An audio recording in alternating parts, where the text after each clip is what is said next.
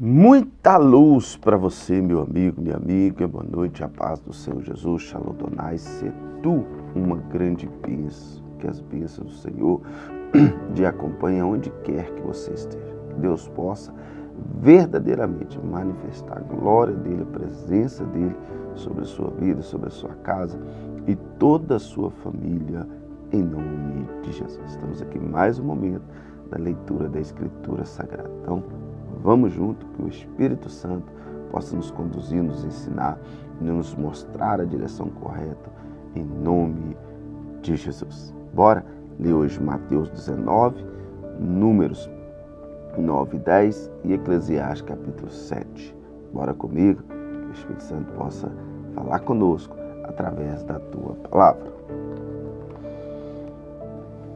Questão do divórcio. Quando acabou de dizer essas coisas, Jesus saiu da Galiléia e foi para a região da Judéia, no outro lado do Jordão. Grandes multidões seguiam, e ele as curou ali. Alguns fariseus aproximaram-se dele para pô-lo à prova e perguntaram-lhe: permitido ao homem divorciar-se de sua mulher por qualquer motivo? Ele respondeu: vocês não leram que no princípio o Criador os fez homem e mulher? E disse: por essa razão o homem deixará pai e mãe e unirá a sua mulher, e os dois tornarão uma só carne. Assim eles já não são dois, mas sim uma só carne. Portanto, o que Deus uniu, ninguém separe. Perguntaram eles: então por que Moisés mandou dar uma certidão de divórcio à mulher e mandá-la embora? Jesus respondeu: Moisés permitiu que vocês se divorciassem de suas mulheres por causa da natureza de coração de vocês, mas não foi assim desde o princípio. Eu lhes digo que todo aquele que se divorciar de sua mulher, exceto por moralidade sexual, e se casar com outra mulher, estará cometendo adultério. Os discípulos lhe disseram: se esta é a situação entre os homens e sua mulher, é melhor não casar. Jesus respondeu: nem todos têm condições de aceitar esta palavra, somente aqueles a quem isso é dado. Alguns são eunucos porque nasceram assim, outros foram feitos assim pelos homens, outros ainda se fizeram eunucos por causa do reino dos céus. Quem puder aceitar isso, aceite. Depois trouxeram crianças a Jesus para lhe impuserem as mãos e orassem por elas, mas os discípulos os repreendiam. Então disse Jesus: deixem vir a mim as crianças e não as se impeçam, pois o reino dos céus pertence aos que são semelhantes a elas. Depois de lhes impor as mãos, partiu dali. Eis que alguém se aproximou de Jesus e lhe perguntou: mestre, que farei bom para ter a vida eterna?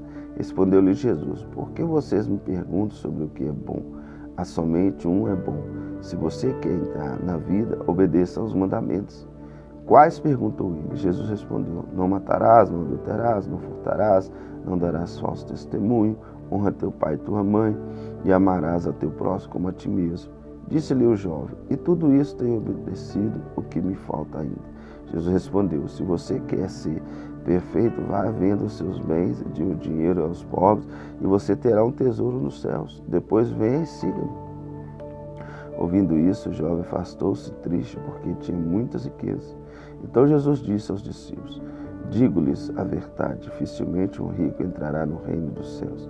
E lhe digo ainda: é mais fácil passar um camelo pelo fundo de uma agulha do que um rico entrar no reino dos céus. Ao ouvirem isso, os discípulos ficaram perplexos e perguntaram: nesse caso, quem pode ser salvo? Jesus lhe olhou para eles e respondeu: para o homem é impossível, mas para Deus todas as coisas são possíveis. Então pedi-lhe e respondeu: nos deixar-nos tudo para seguir-te, que será de nós? Jesus lhe disse: digo-lhes a verdade, por ocasião da regeneração de todas as coisas, quando o Filho do Homem se assentar a seu trono gloriar, vocês que me seguiram também se assentarão em teus tronos para julgar as 12 tribos de Israel. E todos os que tiverem deixado casa, irmãos, pai e mãe, filhos ou campos por minha causa, receberão em vezes mais e herdarão a vida eterna. Contudo, muito primeiro serão último e muito últimos serão primeiro. Capítulo 9 e capítulo 10 de Números. O Senhor falou com Moisés no deserto de Sinai do primeiro mês do segundo ano, depois o povo saiu do Egito. E ele disse aos israelitas: devem celebrar a Páscoa na ocasião própria. Celebrem-se no tempo determinado ao pôr do sol do 14º dia deste mês, de acordo com todas as suas leis e ordenanças. Então Moisés ordenou aos israelitas celebrasse a Páscoa. E eles celebraram no deserto de Sinai o pôr do sol do 14º dia do primeiro mês. E os israelitas fizeram tudo conforme o Senhor tinha ordenado a Moisés. Mas alguns deles não puderam celebrar a Páscoa naquele dia, porque se haviam tornado impuros por terem tocado num cadáver. Por isso procuraram Moisés e Arão naquele mesmo dia e disseram a Moisés: nós nos tornamos impuros e temos tocado num cadáver, mas por que deveríamos nos ser impedidos de apresentar nossa oferta ao Senhor na ocasião própria como os demais israelitas? Moisés respondeu-lhe: esperem até que eu saiba o que o Senhor ordena a respeito de vocês. Então o Senhor disse a Moisés: diga o seguinte aos israelitas: quando algum de vocês ou dos seus descendentes se tornar impuro, que tocar algum cadáver ou estiver distante por motivo de viagem, ainda assim poderá celebrar a Páscoa do Senhor. Deverão celebrá-lo no 14º dia do segundo mês, ao pôr do sol. Comerão o cordeiro com pães sem fermento e com ervas amargas, não deixarão sobrar nada até o amanhecer, e não quebrarão nenhum osso do cordeiro quando celebrares. Obedeçam a todas as leis da Páscoa. Se, porém, um homem estiver puro e não estiver distante por motivo de viagem, e ainda assim não celebra a Páscoa, ele será eliminado do meio do seu povo, porque não apresentou oferta do Senhor na ocasião própria. Ele sofrerá as consequências do seu pecado. Um estrangeiro residente entre vocês que queira celebrar a Páscoa do Senhor deverá fazer de acordo com as leis da ordenança da Páscoa. Vocês terão as mesmas leis para o estrangeiro e para a natural da terra. A nuvem sobre o tabernáculo. No dia em que foi armado o tabernáculo e a tenda que guarda as tábuas da aliança, a nuvem o cobriu desde o entardecer até o amanhecer. A nuvem por cima do tabernáculo tinha a aparência de fogo. Era assim que sempre acontecia de dia, a nuvem e o cobria de noite. Tinha a aparência de fogo. Sempre que a nuvem se levantava de cima da tenda, os israelitas partiram no lugar em que a nuvem descia, ali acampavam conforme a ordem do Senhor. Os israelitas partiram conforme a ordem do Senhor, acampavam enquanto a nuvem estivesse por cima do tabernáculo, e eles permaneciam acampados quando a nuvem ficava sobre o tabernáculo. Por muito tempo os israelitas cumpriam suas responsabilidades para com o Senhor e não partiam. Às vezes nuvem ficava sobre o tabernáculo poucos dias conforme a ordem do Senhor. Ele acampava e também conforme a ordem do Senhor partiam outras vezes. E permanecia somente desde o entardecer até o amanhecer. E quando se levantava pela manhã, eles partiam de dia ou de noite. Sempre que a nuvem se levantava, eles partiam. Quer a nuvem ficasse sobre o tabernáculo 2 dias, quer um mês, quer mais tempo, os israelitas permaneciam no acampamento e não partiam. Mas quando elas se levantavam, partiam conforme a ordem do Senhor, acampavam conforme a ordem do Senhor, partiam. Nesse meio tempo, cumpriam suas responsabilidades para anunciados por Moisés. Capítulo 10, cornetas de prata. O Senhor disse a Moisés: faça 2 cornetas de prata batidas a fim de usá-las para reunir a comunidade, para dar aos acampamentos sinal para partir.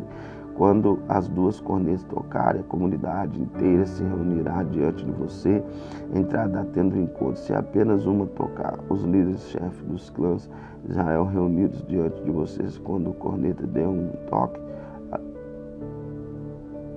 de alerta, As tribos acampadas a leste deverão partir ao som do segundo toque. Os acampamentos do lado sul partirão. O toque de alerta será o sinal para partir, para reunir a assembleia. Faça soar as cornetas, mas não com as mesmas toque. Os filhos de Arão, sacerdote, tocarão as cornetas. Esse é um decreto perpétuo para você e para as suas gerações. Quando em sua terra vocês entrarem em guerra contra os adversários que os estejam oprimidos, toquem as cornetas, e o Senhor Deus de vocês lembrará de vocês e os libertará dos seus inimigos.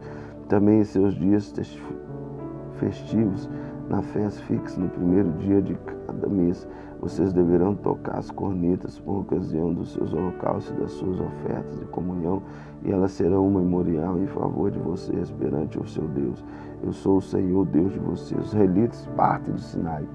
No 20º dia, segundo mês do segundo ano, o novo levantou acima do tabernáculo que guarda tábuas da aliança. Então os israelitas partiram do deserto do Sinai e viajam a etapa que até a nuvem pousou os desertos. Para assim partiram pela primeira vez, conforme a ordem do Senhor anunciada por Moisés. O exército do acampamento de Judá partiram primeiro junto à sua bandeira. Nação, filho de Aminadab, estava no comando. Natanael, filho de Zuar, comandava os exércitos da tribo de Isacar. Eliabe, filho de Elon, chefiava os exércitos da tribo de Zebulon. Quando o tabernáculo era desmontado, os Gersonitas e os Maratitas o carregavam e partiram. E os exércitos do acampamento de Ruben partiram em seguida junto à sua bandeira. Eliasur, filho de Sedeur, estava no comando. Selumiel, filho de Zurizadai, comandava os exércitos da tribo de Simeão. E Asaf, filho de Deuel, chefiava os exércitos da tribo de Gade. Então, coatitas partiram carregando as coisas sagradas antes que eles chegassem ao tabernáculo. Já devia estar armado. Os exércitos do acampamento de Efraim partiram em seguida junto à sua bandeira. Elisafá de Amaiúde estava ao comando. Com Gamaliel, filho de Pedazur, comandava o exército da tribo de Manassés. E Abidã, filho de Gideone, os exércitos da tribo de Benjamim. Finalmente partiram os exércitos do acampamento de Dan junto à sua bandeira, como retaguarda para todos os acampamentos. E aí Ser, filho de Amazadai, estava no comando. Pegiel, filho de Ocrã, comandava os exércitos da tribo de Azer. Assim foi o Enã e divisão da tribo de Naphtali. Essa era a ordem que os exércitos israelitas seguiam quando se punham em marcha. Então Moisés disse a Obabe, filho do Medianita, o sogro de Moisés: estamos partindo para o lugar a respeito do qual o Senhor disse: eu darei a vocês. Venha conosco e trataremos bem, pois o Senhor prometeu boas coisas para Israel. Ele respondeu: não irei, voltarei para minha terra, para meu povo. Moisés, porém, disse: por favor, não nos deixe. Você sabe onde devemos acampar no deserto e pode ser nosso guia. Se vier conosco partiremos com você em todas as coisas boas que o Senhor nos der. Então eles partiram do monte do Senhor e viajaram 3 dias. A arca da aliança do Senhor e foi em frente deles durante aqueles 3 dias para encontrar um lugar para descanso, e a nuvem do encontro estava sobre eles. E de dia, sempre que partiam um acampamento, sempre que a arca partia, Moisés dizia: levante-se o Senhor, sejam espalhados os teus inimigos e fujam de diante de ti os teus adversários. Sempre que a arca parava, ele dizia: volta ao Senhor, para incontáveis milhares de Israel. Livro de Eclesiastes, capítulo de número 7. A sabedoria. O bom nome é melhor do que perfume finíssimo, e o dia da morte é melhor do que o dia do nascimento. Melhor ir a uma casa onde luto do que uma casa onde festa, pois a morte é o destino de todos. Os vivos devem levar isso a sério. A tristeza é melhor do que o riso, porque o rosto triste é melhor o coração. O coração do sábio está na casa onde há luto, mas o do tolo na casa da alegria. É melhor ouvir a repreensão de um sábio do que a canção dos tolos, tal como o estalo de espinhos. debaixo da panela. Assim é o riso dos tolos. Isso também não faz sentido. A opressão transforma o sábio em tolo, e o suborno corrompe o coração. O fim das coisas é melhor que seu início. O paciente é melhor que o orgulhoso. Não permita que a ira domine depressa e o seu espírito, pois a ira se aloja no íntimo dos tolos. Não diga porque os dias passados foram melhores que os de hoje, pois não é sábio fazer isso, perguntar. A sabedoria como uma herança. As coisas boas beneficiam aqueles que vêm ao sol, e a sabedoria oferece proteção como o que faz dinheiro. Mas a vantagem do conhecimento é essa, a sabedoria preserva a vida de quem possui. Considere que o que fez, quem pôde endireitar o que ele fez torto. Quando os dias forem bons, aproveite-os bem, mas quando forem ruins, considere Deus fez tanto um quanto o outro, para evitar que o homem descubra alguma coisa sobre o seu futuro. Nesta vida sem sentido eu já vi de tudo. Um justo que morreu, apesar da sua injustiça, e um ímpio que teve vida longa, apesar da sua impiedade. Não seja excessivamente justo, nem demasiadamente sábio, porque destruir-se a si mesmo. Não seja demasiadamente ímpio e não seja tolo, porque morrer antes do tempo. O bom reter é uma coisa e não abrir mão da outra, pois quem teme a Deus evitará ambos os extremos. A sabedoria torna o sábio mais poderoso que uma cidade guardada por 10 valentes. Todavia não há um só justo na terra. Ninguém que pratique o bem nunca peque. Não dê atenção aos tolos, a palavra que o povo diz.